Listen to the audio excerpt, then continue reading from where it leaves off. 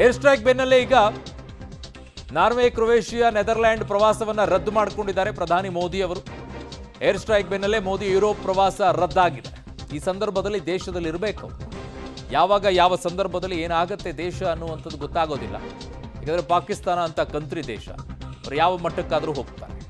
ಆ ನಿಟ್ಟಿನಲ್ಲಿ ಅತ್ಯಂತ ಅಗತ್ಯವಾಗಿರುತ್ತೆ ನಮ್ಮ ಸೈನಿಕರಿಗೆ ಮನೋಬಲವನ್ನು ಕುಗ್ಗಿಸುವಂಥ ಕೆಲಸವನ್ನು ಉಳಿದಂಥವ್ರು ಯಾರೂ ಕೂಡ ಮಾಡಬಾರದು.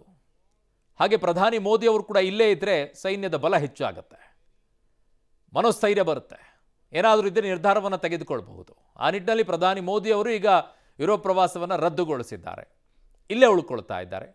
ಸೊ ಹಾಗಾಗಿ ಏನು ಬೆಳವಣಿಗೆ ಆಗುತ್ತೆ ಏನಿಲ್ಲ, ಒಂದೆರಡು ದಿನಗಳಲ್ಲಿ ವಿಚಾರಗಳು ಗೊತ್ತಾಗುತ್ತೆ. ಪಾಕಿಸ್ತಾನ ಯಾವ ರೀತಿಯಾಗಿ ರಿಯಾಕ್ಟ್ ಮಾಡುತ್ತೆ ಈ ವಿಚಾರದಲ್ಲಿ ಅಂತ ಹೇಳಿ ನೋಡೋಣ. ಅವ್ರ ಡಿಸಿಷನ್ಸ್ಗಳು ಹೇಗಿರುತ್ತೆ, ಯಾವ ರೀತಿಯಾಗಿರುತ್ತೆ ಅಂಥೇಳಿ. ಇನ್ನುಳಿದಂಥ ದೇಶಗಳು ಇದಕ್ಕೆ ಹೇಗೆ ರಿಯಾಕ್ಟ್ ಮಾಡುತ್ತೆ ಅನ್ನುವಂಥದ್ದನ್ನು ಕೂಡ ನೋಡಬೇಕಾಗಿದೆ. ಸದ್ಯಕ್ಕೆ 21 ಟೆರರಿಸ್ಟ್ ಕ್ಯಾಂಪ್ಗಳನ್ನು ಹೊಡೆದುಹಾಕಲಾಗಿದೆ. 9 ಕಡೆಗಳಲ್ಲಿ 26 ಮಿಸೈಲ್ಸ್ಗಳನ್ನು ಬಳಕೆಯನ್ನು ಮಾಡಲಾಗಿದೆ. ಇದರಲ್ಲಿ ಸ್ಕಾಲ್ಪ್ ಮತ್ತು ಹ್ಯಾಮರ್ ಮಿಸೈಲ್ಸ್ಗಳನ್ನು ಬಳಕೆ ಮಾಡಿರೋದು. ಸೊ ಹ್ಯಾಮರ್ ಮಿಸೈಲ್ಸ್ಗಳನ್ನು 30 ಕಿಲೋಮೀಟರ್ಗಳಲ್ಲಿ ಇರುವಂಥ 70 ಕಿಲೋಮೀಟರ್ವರೆಗೂ ಕೂಡ ಅದರ ಟಾರ್ಗೆಟ್ ರೇಂಜ್ ಇರೋದು. ಸೊ ಹಾಗಾಗಿ 8, 10 ಈ ಥರ ಇರುವಂಥ ರೇಂಜ್ಗಳೇನಿದೆ, POK ಭಾಗಗಳಲ್ಲಿರುವಂಥ ಟೆರರಿಸ್ಟ್ ಕ್ಯಾಂಪ್ಗಳನ್ನೇನು ಹೊಡೆದಾಕಿದೆ, ಅಲ್ಲಿ ಹ್ಯಾಮರ್ಗಳನ್ನು ಬಳಕೆ ಮಾಡಲಾಗಿದೆ. ಲಾಹೋರ್ನ ಹತ್ತಿರದಲ್ಲೇ ಇರುವಂತಹ ಕೆಲವು ಟೆರರ್ ಕ್ಯಾಂಪ್ಗಳೇನಿದ್ದಾವೆ, ಸೊ ಆ ಕ್ಯಾಂಪ್ಗಳನ್ನು ಹೊಡೆದಾಕಕ್ಕೆ ಬಳಕೆ ಮಾಡಿರುವಂಥದ್ದು ಸ್ಕಾಲ್ಪನ್ನು.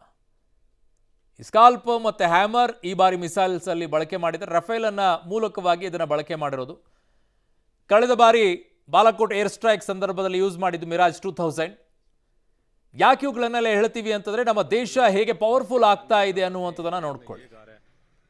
ನಾವೇನು ಯಾವುದೇ ಕ್ಯಾಶುಲಿಟಿಯನ್ನು ಮಾಡ್ಕೊಳ್ಳಿಲ್ಲ. ನಮ್ಮ ಸೇನೆ ಯಾವ ಸೈನಿಕರು ಕೂಡ ಏನೂ ಹಾನಿ ಆಗಲಿಲ್ಲ.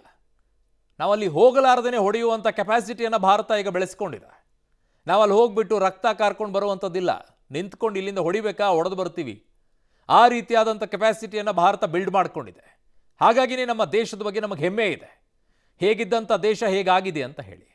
ಮುಂಬೈ ದಾಳಿ ಸಂದರ್ಭದಲ್ಲಿ 2008ರಲ್ಲಿ ಆದಂಥ ಸಂದರ್ಭದಲ್ಲಿ ಯಾವ ರೀತಿಯಾದಂಥ ಪ್ರತಿಕಾರವನ್ನು ತೀರಿಸಿಕೊಂಡಿದ್ದೀವಿ ನಾವು? ಏನೂ ಇಲ್ಲ. 3 ದಿನ ಅದೇ ರೀತಿಯಾದಂಥ ತಾಜಲ್ಲಿ ಹೋಟೆಲಲ್ಲಿ ಕೂತ್ಕೊಂಡಂಥ ಟೆರರಿಸ್ಟ್ಗಳು ನಮ್ಮ ಜನರನ್ನು ಹೊಡಿತಾ ಇದ್ರು, ಆದರೂ ಕೂಡ ಯಾವ ಪ್ರತಿಕಾರನೂ ಇಲ್ಲ. 1961, 65, 71 ಇವೆಲ್ಲ ಭಾಗಗಳಲ್ಲೂ ಕೂಡ ಯುದ್ಧ ಆದಂಥ ಸಂದರ್ಭದಲ್ಲಿ ನಾವು ಅನುಸರಿಸಿರೋದೇನು? ಶಾಂತಿ ಪ್ರಿಯರು. ಅವತ್ತು 1965 ನಾವು ಲಾಹೋರ್ವರೆಗೂ ಕೂಡ ಯುದ್ಧವನ್ನು ಮಾಡ್ಕೊಂಡು ಹೋದಂಥ ಸಂದರ್ಭದಲ್ಲಿ ನಮ್ಮ ಸೇನೆಯರು ಲಾಹೋರನ್ನು ಕೂಡ ಕ್ಯಾಪ್ಚರ್ ಮಾಡೋ ಹಂತಕ್ಕೆ ಹೋಗಿದ್ರು. ಮಾಡ್ಕೊಂಡಾಗಿತ್ತು, ಆದರೆ ಏನು ಮಾಡಿದ್ವಿ ನಾವು? ಒಪ್ಪಂದ ಮಾಡಿಕೊಂಡು ಬಿಟ್ಕೊಟ್ವಿ. ಅವತ್ತು ಆ POKಯನ್ನು ನಾವು ವಶ ಪಡ್ಕೊಂಡಿದ್ದಿದ್ರೆ ಇವತ್ತು POKಯಲ್ಲಿರುವಂಥ ಟೆರರಿಸ್ಟ್ ಕ್ಯಾಂಪ್ಗಳು ಇರೋಕ್ಕೂ ಕೂಡ ಸಾಧ್ಯ ಇರ್ತಿರಲಿಲ್ಲ. ಯಾಕೆ ಆ ರೀತಿಯ ಯೋಚನೆ ಮಾಡೋದಿಲ್ಲ? ಅದರ ಹೊಣೆ ಯಾರು ಆಗಿದ್ದಾಗ? ಕಾಂಗ್ರೆಸ್ ಅಲ್ವಾ? ಇವತ್ತು ಕಾಂಗ್ರೆಸ್ ಎಲ್ಲವೂ ಮಾತಾಡುತ್ತೆ, ಅವತ್ತಿನ ಹೊಣೆಗಾರರು ಯಾರಾಗತ್ತೆ ಹಾಗಿದ್ದಾಗ? ಯಾರಾಗ್ತಾರೆ? ಇವತ್ತು ಶಾಂತಿ ಪ್ರಿಯರು ಇದ್ದೇವೆ. ಹೇಗೆ ನೀವು ಹೇಗಿರ್ತೀರಾ ಹಾಗೆ. ನೀವು ಆ ರೀತಿಯಾಗಿ ನಡ್ಕೊಂಡ್ರೆ ನಾವು ಈ ರೀತಿಯಾಗಿ ಇರ್ತೀವಿ. ದಂಡಂ ದಶಗುಣಂ ಕೊಡಬೇಕು. ಏಟಿಗೆ ಎದುರೇಟನ್ನು ಕೊಡುವಂಥ ಭಾರತ ಇವತ್ತಾಗಿದೆ. ಹಾಗಾಗಿನೇ ಪ್ರತಿಯೊಂದು ಕೂಡ ಕೊಡ್ತಾ ಬರ್ತಾ ಇದ್ವಿ.